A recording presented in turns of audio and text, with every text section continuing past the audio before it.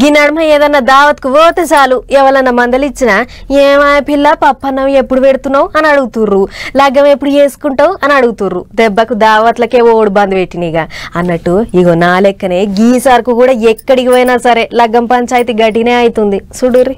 లగ్గంతోని పెద్ద పరిచానే వచ్చి పడ్డది పోన్రే. సారు ఆపతి చాపతి ఏమన్నా ఉంటే చెప్పుకుంటారు కావచ్చు అని పోతే సార్ లగ్గం ఎప్పుడు సార్ అంటురట పబ్లిక్.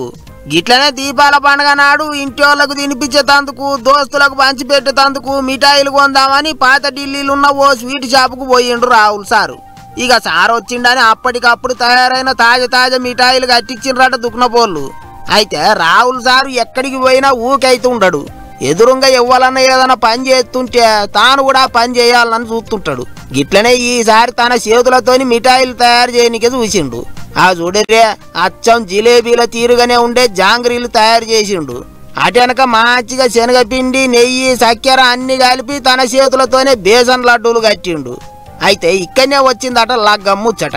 మిఠాయిల దుకుణం ఓనరు ఓ దిక్కు మిఠాయిలు ఎట్లా తయారు చేయాలనో చెప్పుకుంటానే ఏమాయ సారు లగ్గం చేసుకుంటలేవు చెప్పన చేసుకోరాదు అని పోరు పెట్టిండాట.